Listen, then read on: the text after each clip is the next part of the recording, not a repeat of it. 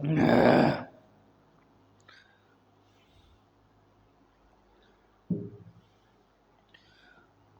दोस्तों।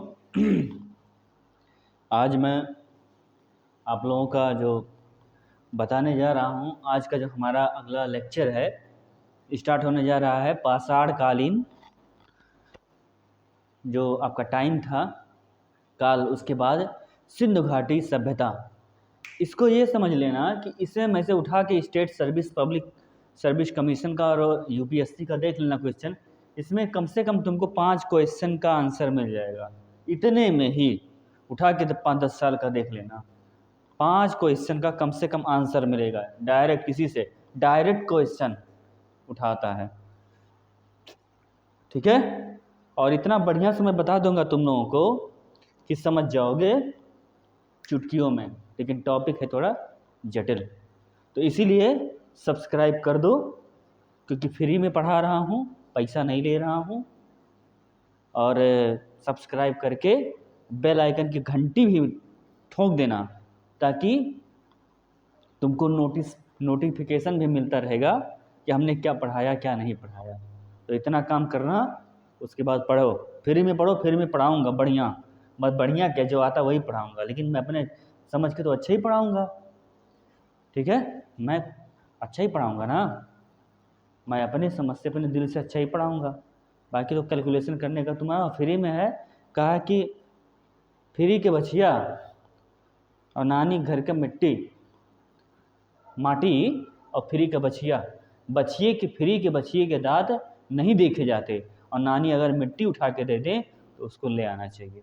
तो फ्री का है, सब्सक्राइब करो, बेल आइकन घंटी जोर से मारो। अरे जोर से मत मारना, नहीं मोबाइल फूट जाएगा। धीरे से इसे छू देना, ठीक है। और इसको दबाओ। और आज मैं नॉलेज दे रहा हूँ 5 क्वेश्चंस इस टॉपिक से डायरेक्ट उठा लो, ले लो। प्राचीन इतिहास से सिंधु घाटी सभ्यता, स्टेट पब्लिक सर्विस कमीशन है यूपीएससी से उठाओ, पढ़ो। चलो क्वेश्चन नोट कर लो, उठा के पेपर देख लेना। झूठ बोल रहा हूँ तो पेपर देखो, पेपर देखो, उसके बाद बताना कि सर कहाँ से आप क्वेश्चन उठा देते हो, ठीक है ना। दही में से दूध को जमाता हूँ तो दही बनता है, और दही को मथता हूँ तो मक्खन बनता है, और मक्खन में से हम घी निकालता हूँ तो ये देता हूँ तुमको, पढ़ो। तो सिंधु घाटी की सभ्यता वर्ष 1991 ईस्वी में दयाराम साहनी नाम के एक विद्वान थे, पुरातत्वविद जिसको हम बोलते हैं, इतिहासकार। इतिहास में हम विद्वान को पुरातत्वविद बोलते हैं, तो जो खोज वोज करते हैं। तो वर्ष 1991 में वर्ष 1921 में दयाराम साहनी नाम के एक पुरातत्वविद थे। उन्होंने सिंधु घाटी सभ्यता के जो कि 13 लाख वर्ग किलोमीटर में फैला हुआ था, और विश्व की प्राचीन सभ्यताओं में सबसे बड़ा सभ्यता माना जाता है। यहाँ तक कि मिस्र और मेसोपोटामिया की सभ्यता से भी बड़े सभ्यता माने जाते हैं। पहले स्थल हड़प्पा की खोज की थी, याद, पहला क्वेश्चन मिल गया। देखो, हड़प्पा सभ्यता स्थल की खोज किसने की थी? दयाराम साहनी ने। पहला सवाल का उत्तर तुमको दे दिया, नोट कर लो, उठा के क्वेश्चन पेपर देख लो, 10 साल पुराना। इसके नाम सिंधु घाटी सभ्यता, हड़प्पा सभ्यता कहते हैं। मतलब चूंकि ये सिंधु घाटी की सभ्यता को ही हम हड़प्पा सभ्यता कहते हैं, क्योंकि जैसे पहली बार सुनिए दिल गया हार, सुनिए रब्बा मुझे प्यार हो गया, दिल का करार हो गया, ओ दिल का करार हो गया। मतलब पहला प्यार जिससे होता है ना, बोलता नहीं, ठीक है, नहीं बोलता है। तो वही चीज़ है कि सभ्यता क्या थी? सिंधु घाटी की। लेकिन इसको हड़प्पा किस लिए नाम दिया? क्योंकि ये दयाराम साहनी ने पहला स्थल खोजा था। जैसे आज के समय में प्रेम का प्रतीक क्या है? ताजमहल। ठीक है, बहुत सारी बिल्डिंगें बनी हैं लेकिन प्रतीक है ना, तो यही है। इसीलिए इस प्राचीन सभ्यता को दूसरे महत्वपूर्ण स्थल, अच्छा पहला तो खोज लिया, पहला का बहुत वैल्यू होता है, पहला लड़का की वैल्यू बहुत होता है। जो घर में पहला लड़का होता है उसकी माँ बाप बहुत वैल्यू करते हैं, क्योंकि पहला होता है ना। पहली प्यार की पहली चिट्ठी साजन को दिया, कबूतर जा जा जा, फिर वापस मत आ मत आ मत आ। इस प्राचीन सभ्यता के दूसरे महत्वपूर्ण स्थल मोहनजोदड़ो। क्वेश्चन नंबर 2 नोट कर लो, नोट कर लो, नोट कर लो। क्वेश्चन नंबर 2 नोट कर लो। सॉरी, अगर कुछ तकलीफ हुआ हो तो माफ करना, ठीक है ना। तो मोहनजोदड़ो का दूसरा स्थल क्या है? मृतकों का टीला।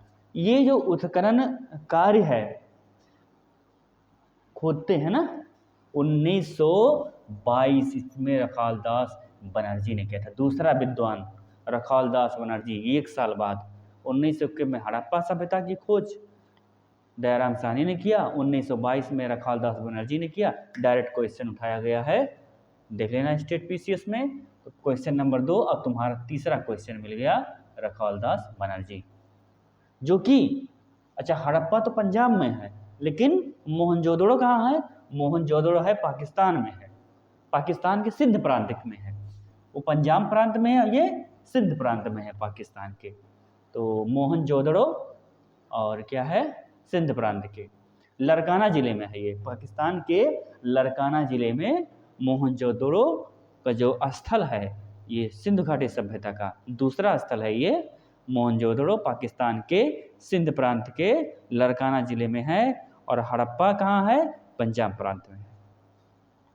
हड़प्पा सभ्यता का केंद्र जो है पंजाब एवं सिंध मुख्य सहायक नदियों में विकसित, मतलब पंजाब और क्या है? सिंध है। इसके जो चारों तरफ एरिया थे, मतलब पाकिस्तान का और इंडिया का जो बॉर्डर है उसी पे विकसित हुआ था।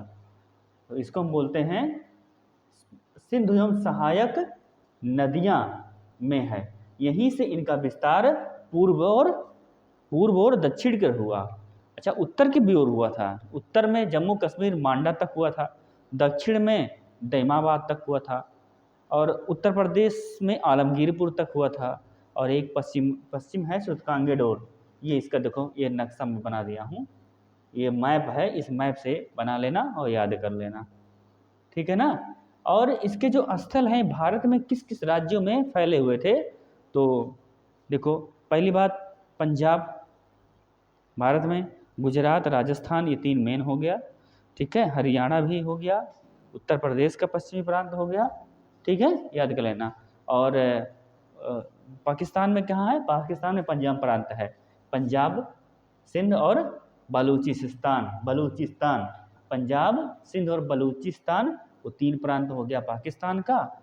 तो कितना हो गया? 1 2 3, इसको याद कर लेना, पूछा जाता है। गुजरात भारत का 1, राजस्थान 2, हरियाणा 3, पश्चिमी उत्तर प्रदेश 4, ये चीज़ है। तो याद कर लेना, राजस्थान, गुजरात, पंजाब और हरियाणा, और भारत का उत्तर प्रदेश का पश्चिमी उत्तर प्रदेश। ये समूचा क्षेत्र लगभग त्रिभुजाकार था, और इसकी जो एरिया थी 13 लाख वर्ग किलोमीटर है। भारत की एरिया कितनी है? 32,87,263 वर्ग किलोमीटर। और कितना था उस समय? ये 13 लाख।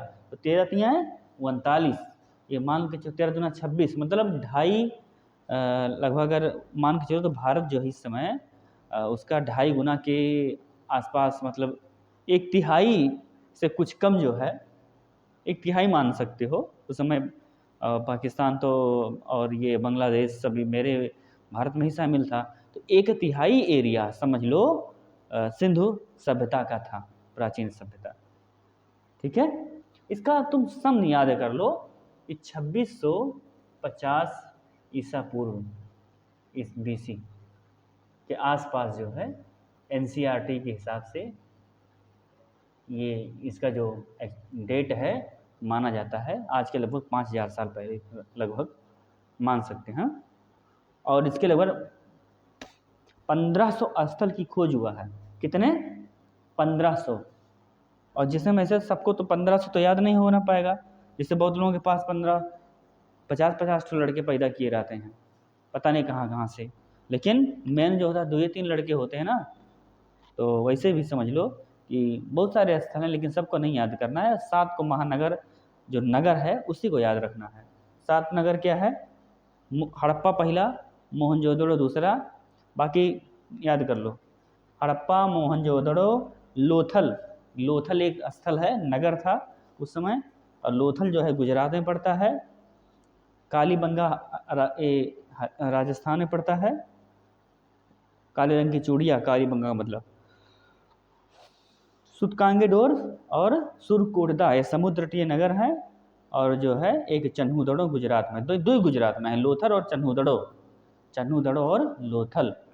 और उसके बाद बाकी मोहनजोदड़ो सिंध में है, हड़प्पा पंजाब में है, सुरकोटदा और ये सुतकांगेडोर समुद्र तटीय नदी है। 4 हो गया। और एक क्या मैंने बताया हूँ, एक मैं बताया हूँ लोथल और क्या बताया हूँ, लोथल और एक मैं बताया हूँ चन्हूदड़ो। लोथल और चन्हूदड़ो हो गया गुजरात में 2, और हड़प्पा मोहनजोदड़ो ये तो 4, और 2 समुद्र तटीय नदी है नगर, ये हो गया आपका 6। तो 7 तो हो गया मेरे ख्याल से। हड़प्पा मोहनजोदड़ो 2, लोथल 3, कालीबंगा ये राजस्थान में है, ये 4 हो गया। सुतकांगेडोर हो गया 5, और सुरकोटदा 6, और चन्हूदड़ो 7 हो गया। और जो प्रजाति थी इसको भूमध्य सागरीय प्रजाति से फेमस है। और भूमध्य सागरीय प्रजाति मतलब भूमध्य सागरीय के आसपास के लोग थे, प्रजाति के थे, भूमध्य सागरीय प्रजाति के थे। और स्टुअर्ट पिगट ने इन हड़प्पा और मोहनजोदड़ो को 2 जुड़वा राजधानियाँ कहा, जैसे कलकत्ता और ये दिल्ली है ना। पहले कलकत्ता राजधानी थी, बाद में दिल्ली हो गया। तो मतलब लगभग समांतर इसका भी समझ सकते हो कि ये राजधानी थी, तो जुड़वा राजधानी मतलब एक समझने के लिए, जैसे दिल्ली राजधानी है लेकिन इसके पहले कलकत्ता थी, तो जुड़वा कह सकते हो, लेकिन दिल्ली है राजधानी। तो उस समय जो है ऐसे कलकत्ता और दिल्ली जैसा कोई शहर हुआ करता था, क्या?